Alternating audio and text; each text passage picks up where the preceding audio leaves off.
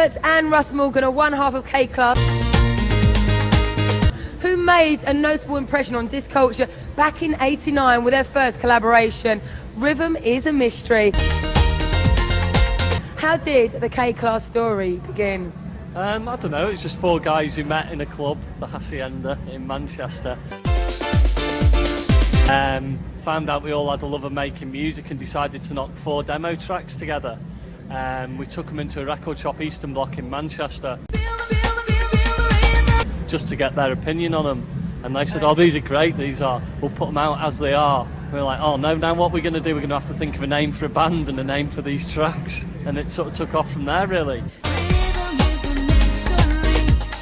You always advocate Graham Park and Mike Pickering as sources of influences. What do you particularly like about these two guys? When you used to go to Hacienda, sort of late 80s, early 90s, to listen to Mike and Graham play was inspirational. I mean, the crowd had a lot to do with it, but also the music that they were playing at the time was fresh.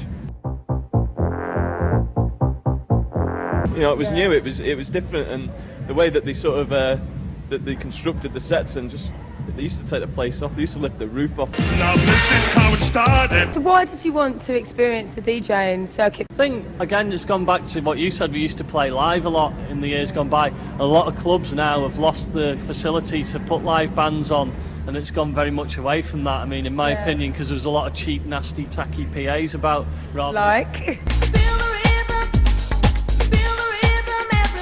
Oh, I'm not naming names, but too many to mention. People who turn up with a DAT player and 2 dancers and just take the rip, really. Do you know what I mean? Whereas we went out and very much did a band performance, and it was like what you see is what you get. And you know, this is a band playing live, so consequently I think the market for that died.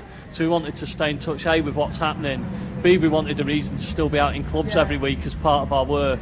And it's a great way of trying out new material. You've done a mix, or you've done something of your own. You get it cut onto an acetate or a CD now, and you can just go straight out into a club and play it the next weekend and think, oh, that works, that doesn't work, that works. So it's a really important part of sort of like our working process.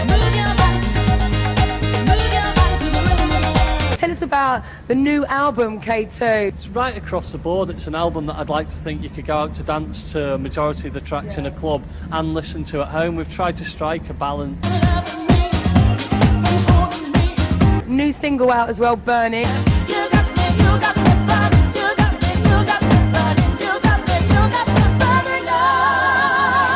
Well, it's featuring Rachel McFarlane, and we've got high hopes. I mean, it's KLASS's first single since 1994, since What You're Missing, and we're very hopeful for it. So when are you guys going to be back out there doing it again? Very soon, actually. We're starting off at one of the first Cream parties in Ibiza.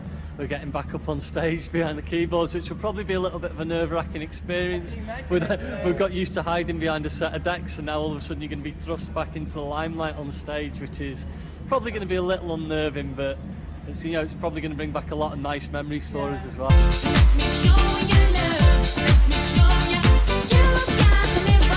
Are you actually party animals yourselves? I am. I'm getting on a bit, so I can't actually party as much as I used to, but Paul can. We've been known to have a crack.